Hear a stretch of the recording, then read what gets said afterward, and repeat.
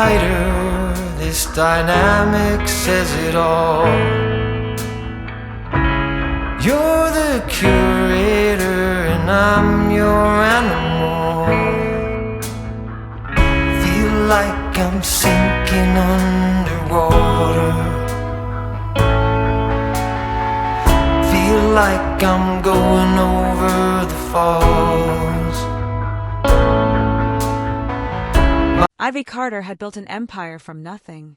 She had started at 18, working double shifts at a diner, saving every dollar, studying at night until her eyes burned. By 25, she had her first small company. By 30, she was a millionaire. By 40, she was at the helm of Carter Global, a trillion-dollar enterprise spanning technology, logistics, and finance. They called her the Iron Queen.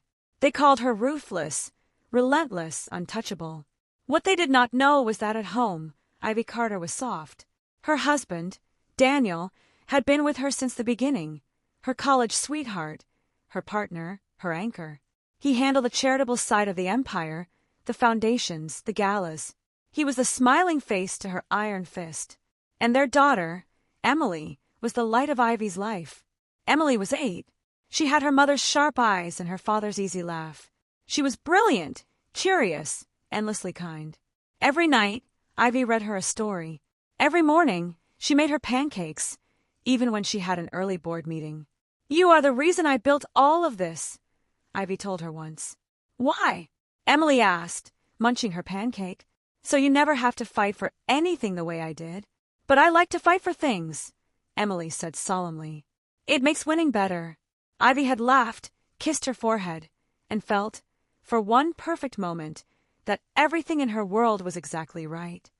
The morning it happened, nothing seemed wrong. Ivy kissed Daniel goodbye at the door. He was handsome, warm, smiling in that easy way of his. Busy day. Board meeting at 9, acquisition review at noon, satellite launch update at 3. She grinned. "You know, the usual. Try to sleep sometime, Tiger. Sleep is for people who are not building empires." She pecked his cheek. "I will be home by 7. Dinner. I will make your favorite." "You cannot cook." "I will order your favorite." He laughed. "Close enough." Ivy smiled and walked out to her waiting car. It was a beautiful day, the sky clear, the city shining. She never saw what happened next. Her phone rang 40 minutes later. She was in the middle of the acquisition review, her legal team droning on about clauses and covenants. The caller ID read, "Daniel." She ignored it. She would call him back in 10 minutes. It rang again, then a third time. "Ivy, you should take that," her chief of staff said quietly. "Irrelevant calls can wait," she said. "This is Ivy." Her chief of staff's face had gone pale. "It is Emily's school." Ivy's blood turned to ice. She answered the phone, and the world stopped. "Mrs. Carter? This is Principal Harmon. There has been an accident." Emily was crossing the street on her way to class, and a car. Ivy did not hear the rest. She was already running. The drive to the hospital took 40 minutes. Ivy made it in 15, her driver weaving through traffic while she called Daniel, called the school, called the police. Her hands were shaking so hard she could barely hold the phone. "Ma'am, I need you to breathe." "Do not tell me to breathe," she snapped. "Is my daughter alive?" "We believe so. She is in surgery now." Surgery. The word hit her like a physical blow. Her little girl, her bright, curious, pancake-loving girl, was on an operating table. She burst into the hospital, not running like a CEO, but stumbling like a terrified mother. Daniel was already there, standing in the corridor, his face ashen. "What happened?" Ivy demanded. "Daniel, what happened?" "A hit and run," he said hoarsely. The driver kept going. They found Emily on the pavement. "Do not." Ivy held up a hand. "Do not tell me the details." Sure. She is going to be okay." "You do not know that." "Ivy." "Do not." Her voice cracked. "Do not tell me it is going to be okay. You do not know. No one knows. My baby is in surgery and no one knows." Daniel reached for her. She let him hold her, trembling against his chest. For the first time in her life, the Iron Queen was nothing but a mother. And the Iron Queen was terrified. 6 hours later, the doctor came out. Emily was alive. Her leg was broken, her ribs bruised, and she had a serious head injury. She was stable, the doctor said, but she would need weeks in the hospital and months of recovery. There could be lasting effects. They would not know for a while. Ivy sagged against the wall, relief and fear warring in her chest. "Can I see her?" "Briefly." "She is sedated." Ivy went in alone. Her daughter lay in the hospital bed, small and pale, machines beeping around her. Tubes, wires, bandages. So much machinery for such a tiny girl. Ivy sank into the chair beside the bed and took Emily's hand. "I am here, sweetheart," she whispered. "Mama is here, and I am going to find out who did this to you." She squeezed her daughter's hand, and in that moment, the softness in Ivy Carter hardened into steel. Someone had done this. Someone had hurt her child, and Ivy Carter was going to make them pay. The police arrived the next morning. Detective Marcus Webb was a solid, gray-haired man with kind eyes and a calm voice. He sat across from Ivy in the hospital's quiet lounge and laid out what they knew. The driver fled the scene. "We have a partial plate, but it is smudged. We are running traffic cameras, but the intersection where it happened has a gap in coverage." "A gap? Bad luck." Webb shrugged. "The camera at that corner was reported out of service last week." Ivy's eyes narrowed. "Reported by whom?"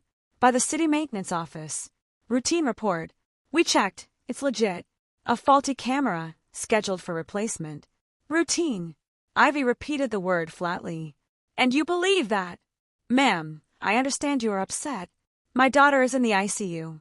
"I am not upset, Detective. I am focused." She leaned forward. "Find me that driver. We are doing everything we can." "Do more." Webb studied her for a long moment. "There is something else. A witness. A woman who saw the accident from her window. She called it in immediately, but she was shaken. She would only speak to me, and only in person." "When?" "Now, if you are up to it." Ivy stood. "I have never been more ready." The witness was a retired schoolteacher named Margaret Cole. She lived in a small apartment overlooking the intersection where Emily had been hit. Her hands trembled as she poured tea, but her eyes were sharp and clear.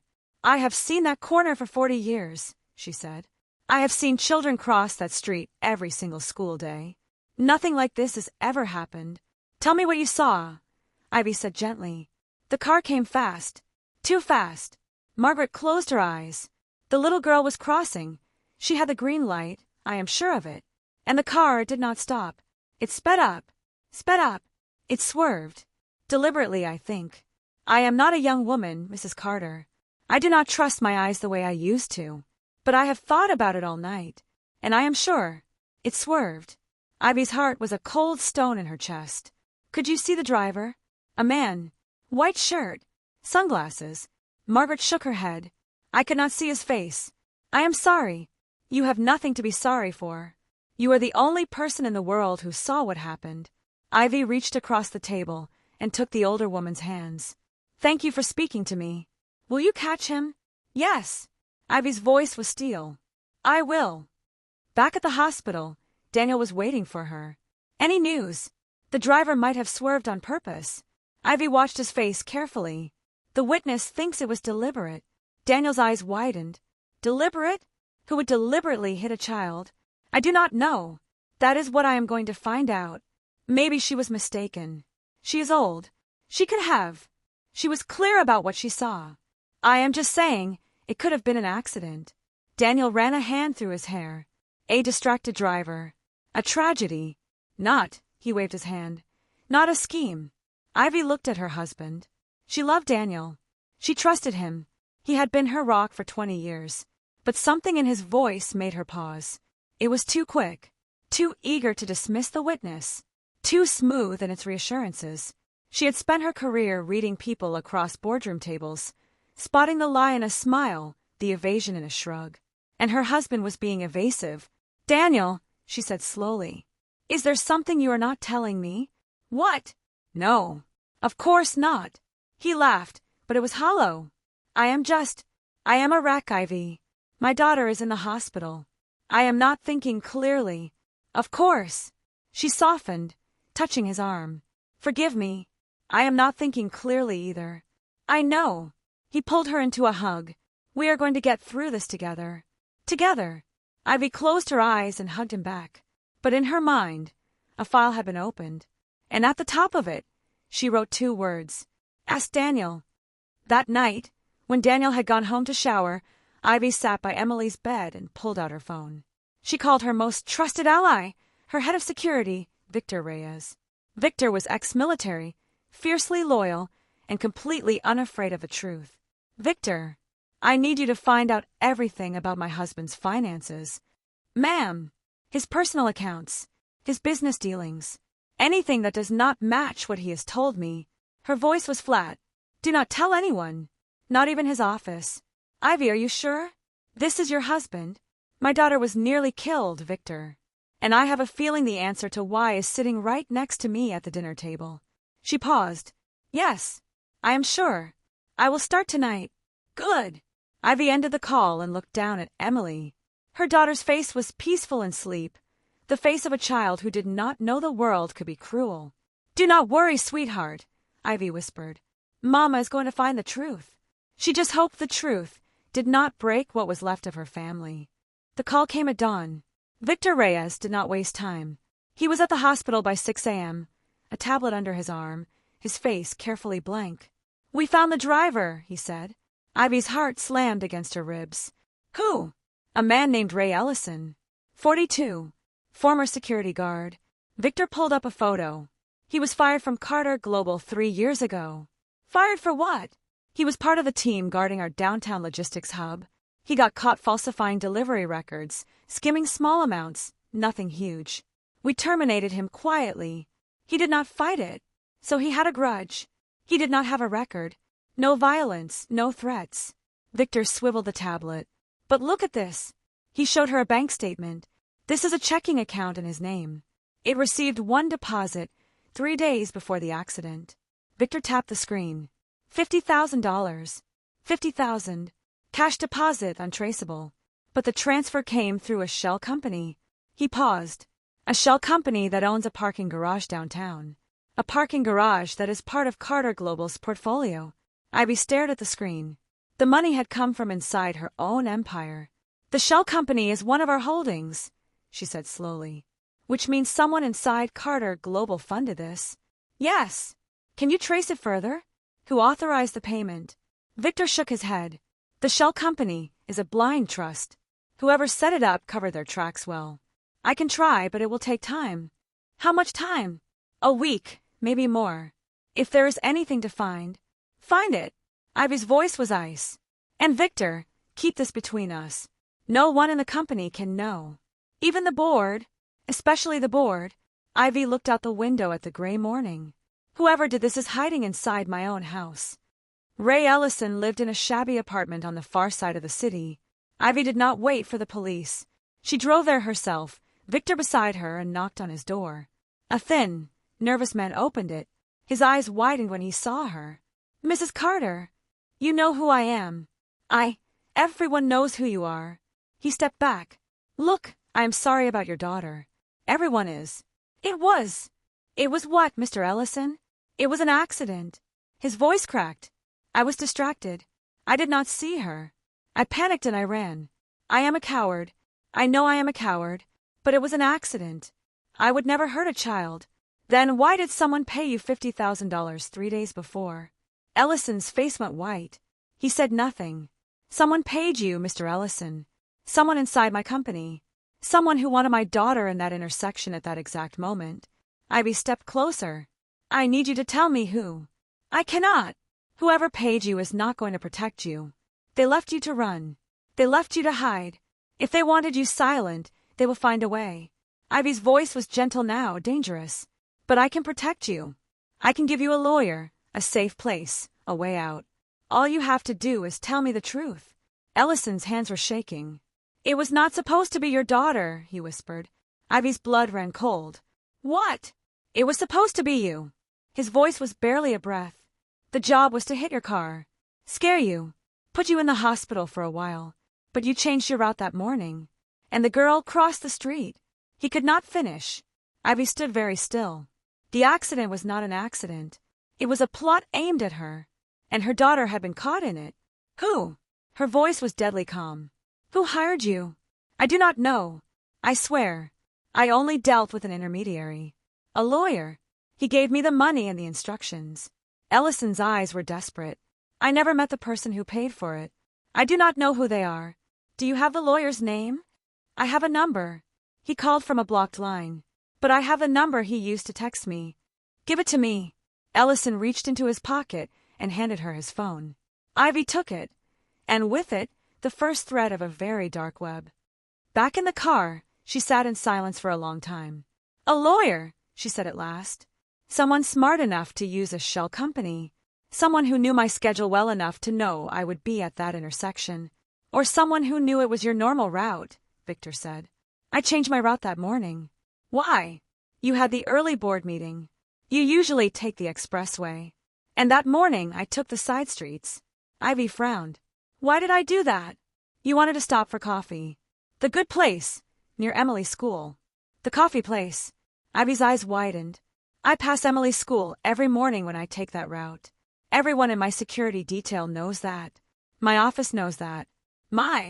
She stopped. Her husband knew that. Daniel drove with her often.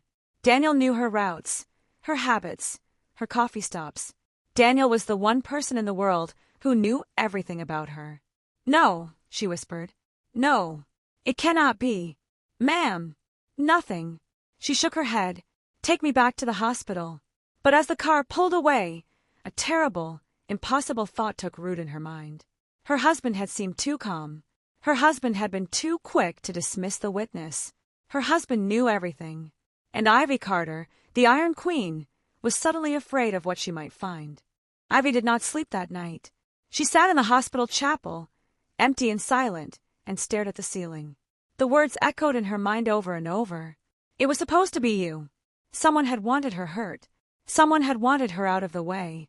Someone inside her own company had funded it. And the only person who knew her every habit, every route, every weakness was her husband. The next morning, Victor called. I found something. You need to see it. Where? Your husband's personal accountant, a man named Gerald Price. He has been managing Daniel's personal finances for 5 years. Victor's voice was careful. And Gerald Price died 2 months ago. Ivy's stomach dropped. How? Heart attack. He was 58. History of heart problems. A pause. His records were turned over to his law firm. But a week before he died, he moved something. A locked file. He left it with his sister. His sister! Her name is Judith Price. She runs a bakery in the east side of the city. Victor paused. She has been waiting for someone to ask. Judith Price was a plump, kind-faced woman with flour on her apron. She looked at Ivy with knowing eyes when she entered the bakery. You are the Carter woman. Yes. My brother told me you would come. She wiped her hands on her apron.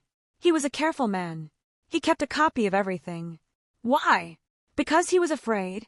Judith's voice grew quiet. He told me, about a year ago, that your husband had made a mistake. A big one. And that someone was using it against him. Using what against him? Judith disappeared into the back and returned with a worn envelope.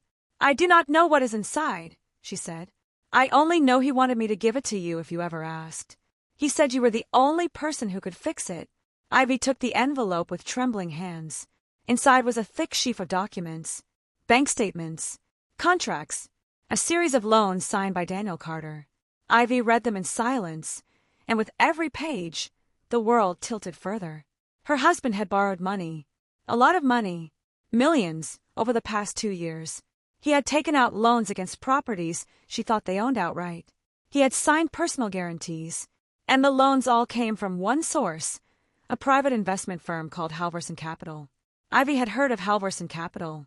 It was a private equity firm known for one thing, acquiring struggling companies and dismantling them. It was aggressive, ruthless, and it was run by a man Ivy had refused to do business with for years. Marcus Halvorson.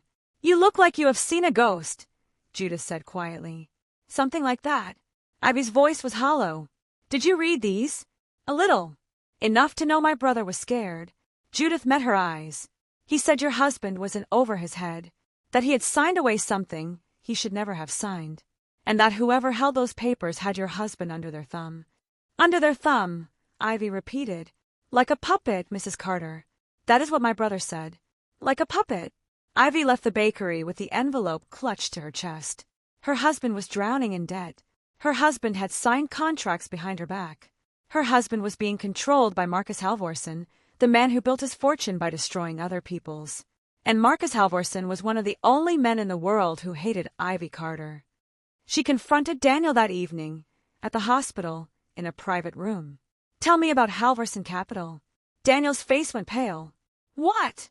"Tell me about the loans, the contracts, the millions of dollars you borrowed behind my back." Ivy held up the papers. "Tell me why you signed away your soul to a man who wants to destroy me." Daniel stared at the documents. "I can explain." "Then explain." "I was trying to help." His voice was shaking. "The foundation, our charitable work, it was costing more than I told you. I did not want to bother you with it. You were so busy building the empire. I thought I could handle it myself. You borrowed millions to cover foundation costs. Things went wrong. Investments failed. I kept borrowing to cover the gaps." He looked up at her, desperate. "I was ashamed. I did not want you to know I was failing. I thought I could fix it before you noticed. And then Halvorsen came to collect. Halvorsen bought my debt. He owns my loans now." Daniel's voice cracked. "He told me that if I ever wanted out, there was one thing I could do for him." "What?" "He wanted me to give him access to Carter Global. A back door. A way in." Daniel swallowed. "I refused. I swear, Ivy. I refused. He has been threatening me ever since. Threatening to expose me, to ruin our family, to hurt our daughter." Ivy's voice was ice. "No." Daniel grabbed her hands. "Never. I would never let anyone hurt Emily. I would die before I let anyone hurt Emily." Ivy looked into his eyes. She wanted to believe him. She wanted to believe that the man she had loved for 20 years was not a monster. But she remembered how quickly he had dismissed the witness. She remembered how smooth his reassurances had been. And she remembered that he knew her routes, her habits, her coffee stops. "I want to believe you, Daniel," she said softly. "But I cannot. Not yet. Ask me anything. Anything you want. Did you know about the accident before it happened?" "No." "Swear it." "I swear it." His voice was steady. "I did not know. I would never do that to our daughter." Ivy studied him for a long moment. Then she nodded slowly.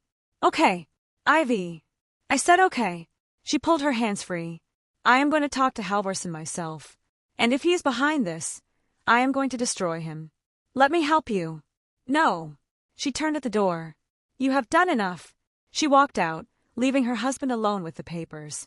And in her heart, she did not know if she had just left behind a victim or a conspirator. Marcus Halvorsen lived in a penthouse overlooking the city. He was a lean, silver-haired man in his 60s, with a smile that never quite reached his eyes. He was the kind of man who collected enemies the way other men collected art, proudly and with a sense of accomplishment. He was also, Ivy knew, the one man who had never forgiven her. 10 years ago, Halvorsen had tried to take over Carter Global. He had failed. Ivy had outmaneuvered him, outbid him, and publicly humiliated him in the process. He had sworn revenge. She had assumed it was empty bravado. She had been wrong. "Ivy Carter." Halvorsen opened his penthouse door with a warm smile. "To what do I owe the pleasure?" "You know why I am here. Amuse me. Your money was used to fund an attack on my daughter." Halvorsen's smile did not flicker. "I do not attack children, Ivy. I attack balance sheets." "Then explain this." She held up the bank records. "A shell company under your umbrella paid $50,000 to a man who deliberately swerved his car into my daughter." Halvorsen glanced at the papers, then back at her. "That shell company is not under my umbrella. It is under the umbrella of a holding company that does business with me. There is a difference. You are playing games. I am a businessman. Games are my language." He stepped aside. "Come in. We should talk privately." Ivy hesitated, but she needed answers. She entered. Inside, Halvorsen poured 2 glasses of whiskey. He offered one to her. She did not take it. "Suit yourself." He sat down. "Let me tell you a story, Ivy. A few months ago, I was approached by someone who wanted to discuss a business opportunity. They claimed to represent an interested party. They wanted my help with a little financial engineering. And the interested party turned out to be your husband." Ivy's heart stopped. Daniel came to you? He did. Halvorson swirled his whiskey. He came to me, in secret, asking for help. He wanted to restructure some debts, and he wanted to do it without your knowledge. He smiled thinly. I obliged. I do enjoy having leverage over powerful people. The loans. Yes, the loans. He set down his glass. But here is the part you will find interesting. I was not the only one your husband consulted. Who else? A man named Ray Ellison. Ivy stared at him. The driver. The very same.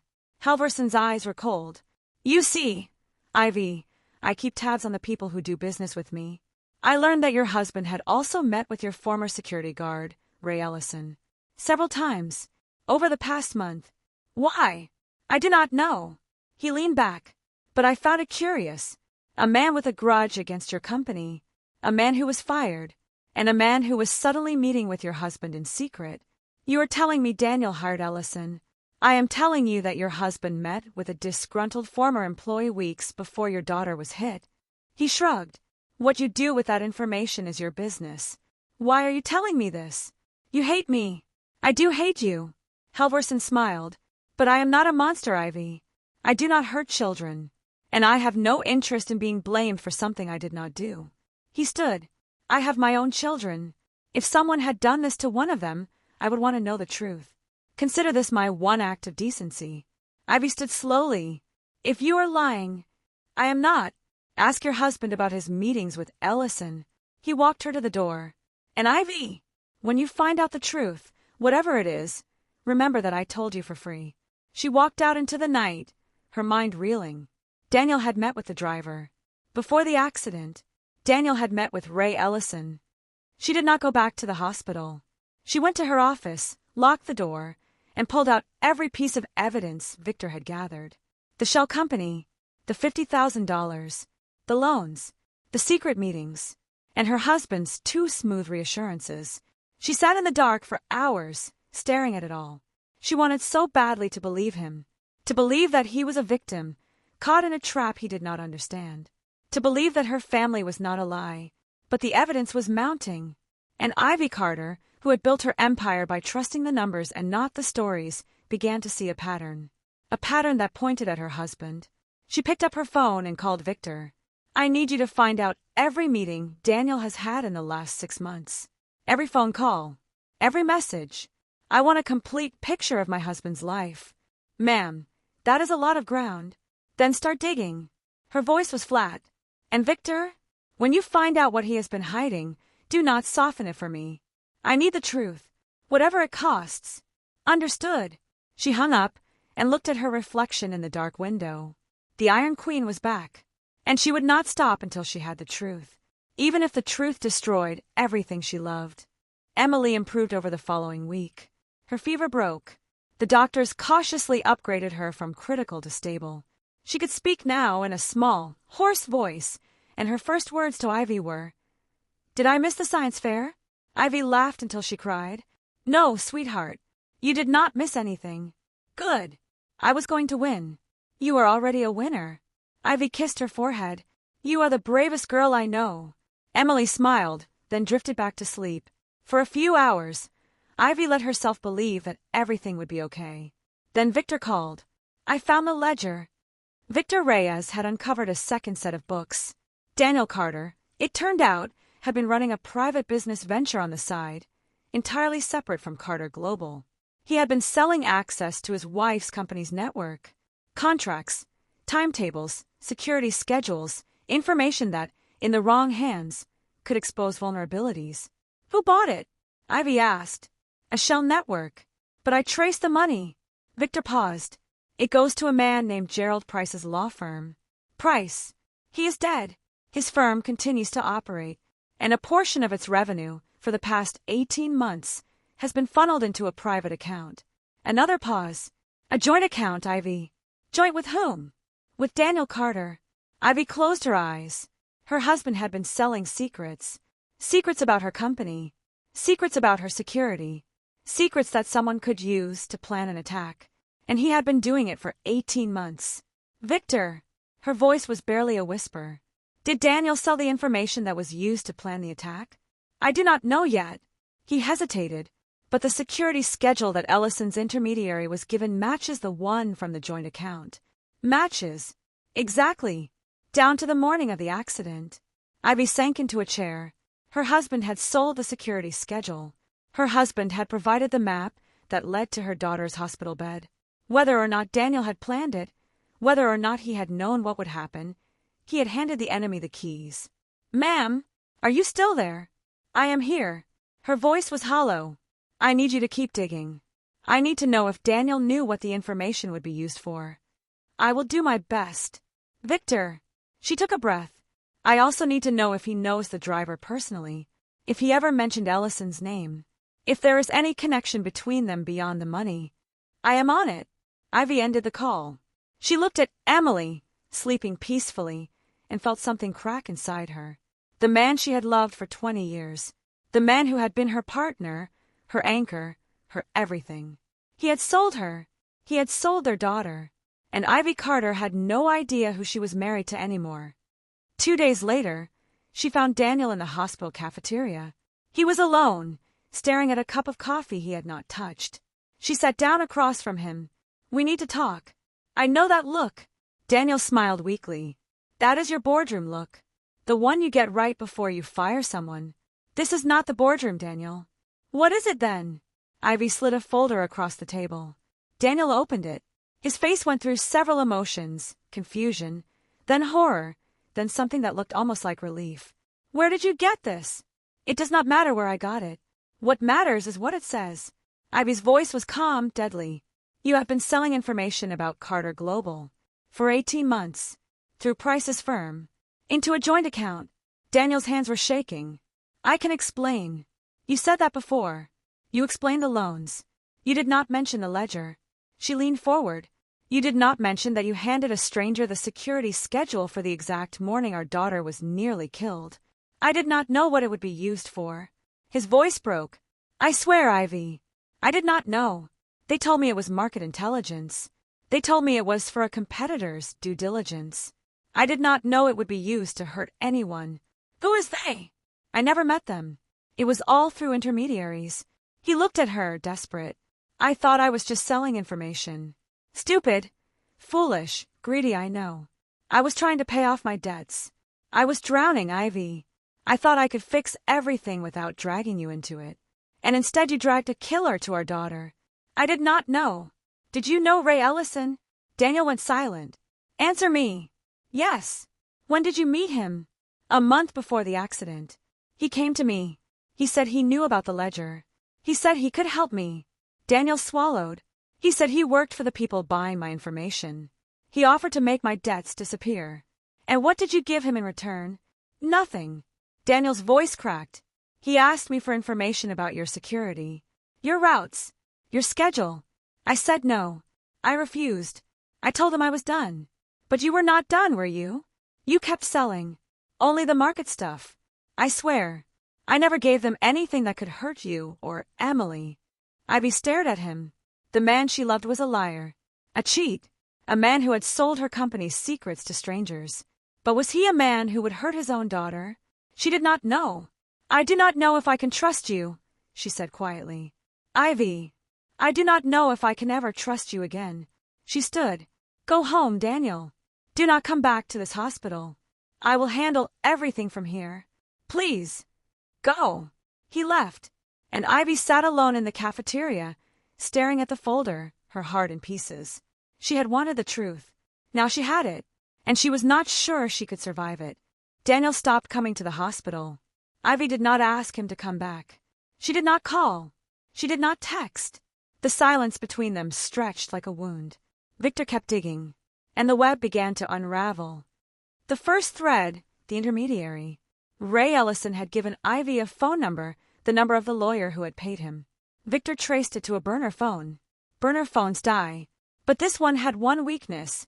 It had been purchased at a store with a card belonging to a paralegal named Sandra Voss. Sandra Voss worked for Marcus Halvorson's firm. Halvorson denied everything, Ivy said flatly. "Halvorson may not have known," Victor replied. "His firm is a machine. A paralegal could run a small operation without him noticing, especially if she was being paid well on the side. Who would pay her? I am working on it. The second thread, the shell company. The company that had funded the $50,000 was owned by a holding company. Victor had traced it to Halvorson's umbrella, but that was only the surface. The real owner, he discovered, was a woman named Annette Cole. Annette Cole was a minor investor in a dozen companies. She was wealthy, reclusive, and had no connection to anyone in Ivy's world. Except one. Her maiden name was Annette Voss. She was Sandra Voss's aunt. The paralegals, and owns the shell company, Victor said. That is too neat to be a coincidence. Who is Annette Cole, really? She was Marcus Halvorson's business partner years ago. They had a falling out, but the companies still share assets. So Halvorson's money, routed through his old partner, through her niece, through a shell company, to the driver. Ivy's voice was cold. That is a lot of layers. That is a money trail designed to hide a name. Whose name? I do not know yet. Victor hesitated. But I am running one more trace. The actual instruction, the text messages that told Ellison when and where to strike, came from a second number. That one I cannot crack yet. Keep trying. I will. The third thread, Daniel's meetings. Victor had compiled a timeline of Daniel's secret meetings over the past 6 months. There were 11 meetings total. 4 with Halvorson's people, 3 with Ellison, 2 with a man named Eric Brandt, a private investigator, and 2 with Sandra Voss. Your husband met the paralegal twice, Victor said. Both times at a cafe on the east side, both times in the week before the accident. Ivy felt the floor drop out from under her. Daniel met with the woman who arranged the payment. He did. Victor's voice was careful. I do not know what they discussed, but the timeline is damning. Damning. Ivy's laugh was hollow. That is a gentle word for it. She confronted Daniel at their home that night. He was packing a bag in their bedroom when she walked in. You are leaving. I thought you wanted me to. He did not look at her. You told me to go, so I am going. I need to ask you one more question. What? Who is Sandra Voss? Daniel froze. Say her name, Daniel. Ivy's voice was steel. Tell me why you met her twice in the week before our daughter was hit. Daniel turned slowly. His face was pale. She is a lawyer. She approached me. She said she could help me get out of my debt to Halvorson. And I met her. Twice. She wanted information about Carter Global. I gave her some. Harmless stuff. Market reports. Nothing sensitive. She was the woman who paid the driver, Daniel. She is the intermediary. She is the one who arranged for our daughter to be hurt. Daniel went white. No. Yes. I did not know. His voice shook. Ivy, I swear. She told me she was from a rival firm. She wanted due diligence material. I did not know she was connected to the attack. Did you tell her about my routes? My security? No. Did you tell her about the coffee shop? The one near Emily's school? Daniel was silent. Answer me. I mentioned it once. In passing. His voice was barely a whisper. She asked about my morning routine. I told her we got coffee near Emily's school. I did not think anything of it. Ivy closed her eyes. There it was. Her husband had handed the enemy her route. He had mentioned the coffee shop. The one near Emily's school. The one she passed every morning. He had not meant to hurt Emily. She believed that. She believed it with everything she had. But he had done it anyway. And Emily had paid the price. Ivy. Daniel reached for her. I am so sorry. I did not know. I swear I did not know. Get out. Ivy. Get out. Daniel grabbed his bag and left. And Ivy Carter stood alone in the wreckage of her marriage, staring at the pieces of the life she had thought was perfect. The accident had not been an accident. It had been a web of lies, built by her husband's greed, spun by his secrets, and sprung on her daughter. And Ivy Carter had finally seen the whole web. Now she had to find the spider. The fourth thread was the one that broke everything. Victor had finally cracked the second phone number, the one that had sent the instructions to Ray Ellison. It was a private satellite phone registered to a holding company, which traced back to a trust. A trust in the name of Elizabeth Carter. Daniel's mother. Ivy stared at the name for a long time. Daniel's mother, she repeated. She is in a nursing home. She has dementia. She cannot operate a phone. That is what I thought too. Victor's voice was tense. So I dug deeper. What did you find? The trust is managed by a law firm. The firm's managing partner is a man named Douglas Voss. Sandra Voss. Her father. Victor paused. Douglas Voss used to work for Halvorsen. Then he struck out on his own. And for the past 10 years, he has been managing the Carter Family Trust. The family trust. Ivy's mind was racing. My mother-in-law's trust. I do not control it. Daniel has power of attorney. Daniel signed the trust over to Voss's firm 2 years ago. Victor's voice was grim. And Douglas Voss has been using it to fund his daughter's operation. So Sandra is not the mastermind. No. Her father is. Ivy sat back, the pieces clicking into place. Douglas Voss, a lawyer who had worked for Halvorsen, a man who had spent a decade building a network of shell companies and trusts, a man who had gotten his hooks into Daniel Carter through the family trust, and now a man who had orchestrated an attack on Ivy's daughter. Why? She whispered. Why would he do this? I do not know yet. Victor paused. But I found one more thing. Douglas Voss's firm holds the debt on your mother-in-law's estate, and the estate owns a controlling stake in a small tech company. Which one? Meridian Dynamics. Ivy's blood ran cold. Meridian Dynamics was a company she had been trying to acquire for 6 months. It was a small but brilliant robotics firm, and its patents were worth billions. The acquisition had stalled because the majority owner, a reclusive investor, had refused to sell. Do you know who owns Meridian? Victor asked. Some reclusive investor. I could never get a name. His name is Douglas Voss. Ivy's hands were shaking. Douglas Voss owned the company she wanted. He had her husband's debts in his pocket. He had the family trust under his control. And he wanted her out of the way so he could negotiate from a position of power. Victor! Her voice was barely a breath. The attack. Was it about the acquisition? Almost certainly. Victor's voice was grim. If you had been in the hospital for weeks, unable to negotiate, Voss could have sold Meridian to a rival, or forced you to pay far more than it was worth. You were in his way, so he tried to hurt me. And your daughter got caught in the crossfire. Ivy closed her eyes. It had never been about Daniel. It had never even been about Halvorsen. It had been about a business deal. A greedy lawyer had decided that the fastest way to win a negotiation was to put the negotiator in the hospital. And Emily, innocent, 8-year-old Emily, had paid the price. Ivy did not sleep that night. She sat in her office, staring at the wall, and felt something shift inside her. All her life, she had played by the rules. She had built her empire through hard work, fair dealing, and sheer force of will. She had believed that if she was strong enough and smart enough, she could protect the people she loved. She had been wrong. Douglas Voss had shown her that the rules did not protect her, that her family was not safe, that the only thing that mattered was power. And so, at 3 a.m., Ivy Carter made a decision. She was done being soft. She was done trusting. She was going to become the kind of person who could not be hurt, the kind of person who could not be touched, the kind of person who made enemies think twice before they came after her family. The Iron Queen was done with mercy. She picked up her phone and called Victor. I want everything on Douglas Voss.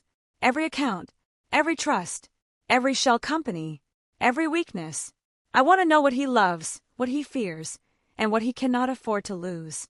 I will get it. And Victor, I want you to prepare a plan. I am going to take down Voss, his daughter, and every person who helped them. And I am going to do it legally, cleanly, and completely. Yes, ma'am. One more thing. Anything. Ivy's voice was flat. When this is over, I am going to make sure Douglas Voss understands one thing. You do not touch Ivy Carter's family. And you do not get to live to regret it. The line went quiet. Then Victor said, softly, I have never heard you talk like that. I have never been pushed this far. Understood. Ivy hung up and looked out at the sleeping city. Somewhere out there, Douglas Voss was sleeping soundly, believing he had won. He was wrong. The Iron Queen was coming for him, and there would be no mercy. Ivy gave herself 1 week. In that week, Victor assembled a case so airtight it would have made a prosecutor weep. The evidence chain was complete. The trust records, showing Douglas Voss, controlled the funds. The shell company documents tracing the $50,000. The phone records linking Voss's satellite phone to the instructions sent to Ray Ellison. The testimony of Ray Ellison, Sandra Voss, and the paralegal's own admission, obtained through a negotiated immunity deal, and the witness statement of Margaret Cole, who had seen the car swerve. Ivy did not go to the police first. She went to Douglas Voss. She found him at his office, a sleek tower in the financial district. His assistant tried to block her. Ivy simply walked past her. "Mr. Voss, we need to talk." Douglas Voss was a thin, precise man with wire-rimmed glasses. He looked up from his desk with the calm of a man who believed he was untouchable. "Ivy Carter, to what do I owe the pleasure? Your daughter is in custody." Voss's calm flickered. "What?" "Sandra Voss was arrested this morning, along with Ray Ellison and the driver who hit my daughter." Ivy set a folder on his desk. "They have all agreed to testify against you." "You are bluffing." "I am not." She opened the folder. "I have the trust records, the shell company, the satellite phone, the payments, the instructions." She looked at him. "I have everything, Douglas, and it all points to you." Voss stared at the documents. His face went from calm to pale to something Ivy had never seen before, fear. "You cannot prove I knew. I do not need to prove what you knew. The money went through your trust. The instructions went through your phone. The woman who paid the driver is your daughter."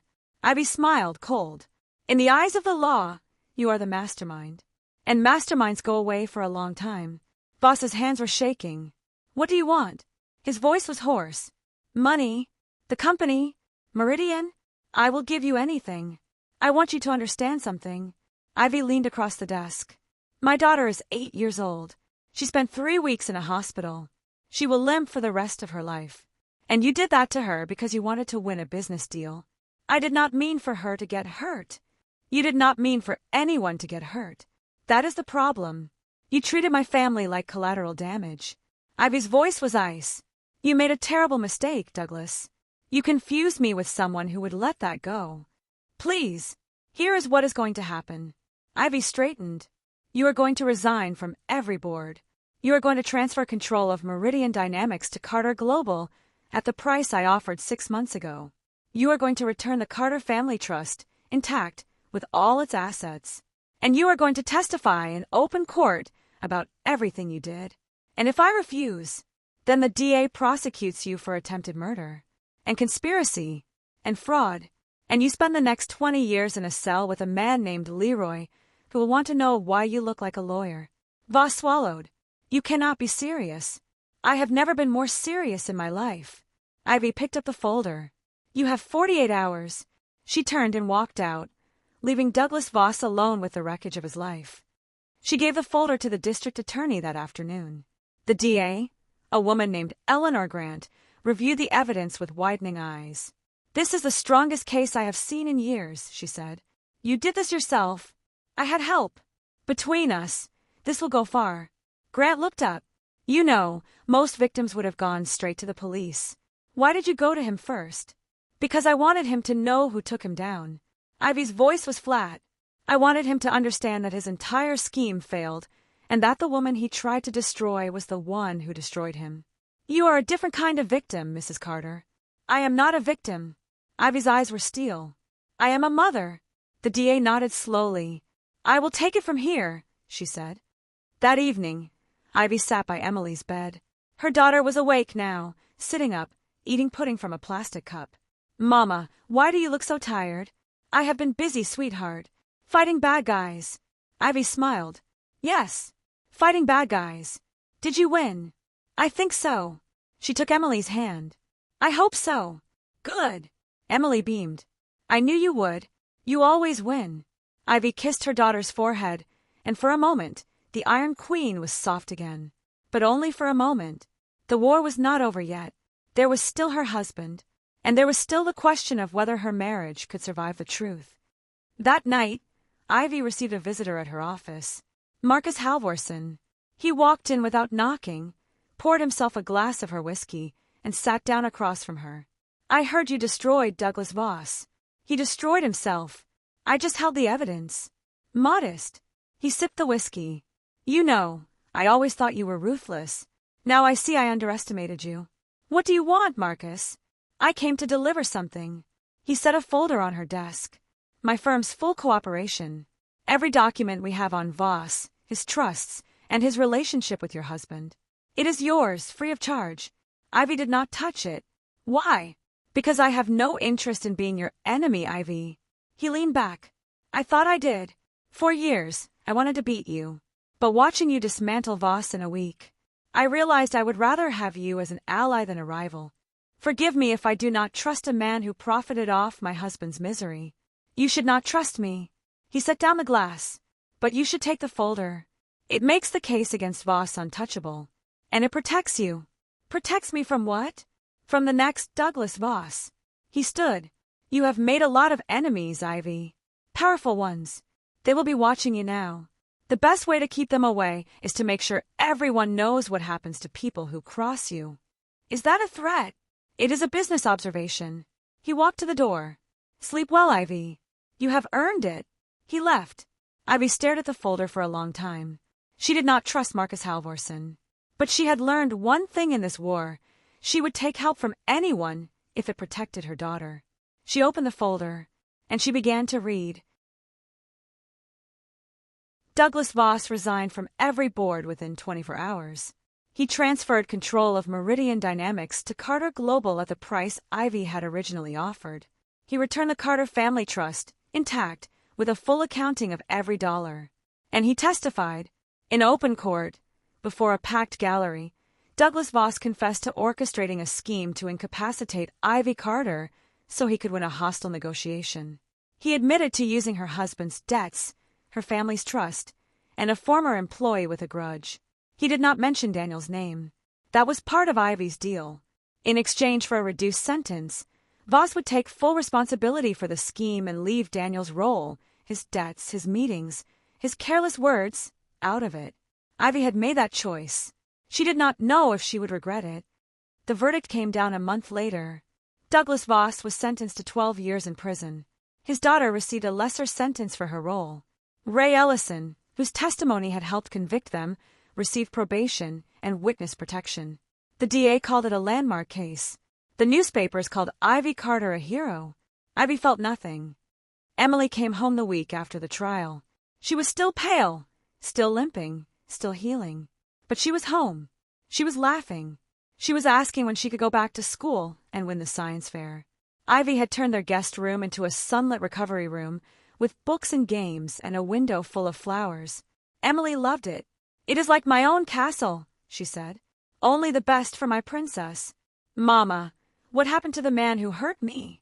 Ivy sat on the edge of the bed. He is in prison, sweetheart. He cannot hurt you anymore. Good. Emily nodded seriously. I am glad you caught him. So am I. Mama, are you sad? Ivy blinked. Why would I be sad? Because Daddy does not live here anymore. Ivy was silent. Daniel had moved out the week after the trial. It had been quiet, almost civil. No screaming. No tears. Just a long, honest conversation in which they both finally told the truth. Daniel, I cannot pretend anymore. I know. You sold information. You hid your debts. You met with the people who hurt our daughter. Ivy's voice had been steady. I believe you did not know what they were planning. I believe you never meant to hurt Emily. But you built the house that the snake lived in, Daniel. And I cannot live there with you anymore. I know. He had looked at her with nothing left in his eyes. I am sorry, Ivy. I am sorry for all of it. Are you getting help? Yes. I have been seeing a counselor. He paused. I want to be a good father to Emily. I want to be a good man. I have a long way to go. Then go. Her voice had softened. Be the man you should have been. For Emily. For Emily, he had agreed. And so, on a quiet Sunday afternoon, Ivy sat with her daughter and tried to explain. Daddy and I are not going to live together anymore, she said gently. But that does not mean he does not love you. He loves you very much. And you will still see him. He will still come to your science fairs and your school plays and everything else. Are you sad, Mama? I am learning to be okay. Me too. Emily leaned against her. Can we get a dog? Ivy laughed, a real surprised laugh. What? If we have a dog, we will not be lonely. And a dog can help me practice walking. Emily looked up at her with those sharp, bright eyes. And you said you would give me anything. I did say that. So can we. Ivy hugged her daughter tight, tears streaming down her face. Yes, sweetheart. We can get a dog. 3 months later, Ivy Carter adopted a scruffy golden retriever from the shelter. Emily named him Nugget. They took him to the park every evening. Emily walked with a slight limp, but she walked, her hand on Nugget's back, her face bright with joy. Ivy watched them from the bench, and for the first time in months, she felt something she had forgotten she could feel. Peace. Her empire was intact. Her daughter was healing. Her enemy was in prison. And her marriage was over. She had lost her husband. She had lost the illusion of a perfect family. But she had found something more important. She had found herself again. That night, she tucked Emily into bed and kissed her forehead. "Good night, my brave girl." "Good night, Mama." Emily yawned. "Mama, can I ask you something? Anything. Are we going to be okay?" Ivy looked at her daughter, the little girl who had nearly died, who had fought her way back, who had refused to lose. "Yes, sweetheart." Her voice was sure. "We are going to be okay. Promise. Promise." And as Ivy Carter turned out the light, she realized the truth. She had gone looking for the truth, and the truth had cost her everything she thought she had. But the truth had also given her something new. A future without lies, a family built on honesty, and an Iron Queen who had learned that the strongest thing she could ever be was a mother. The end.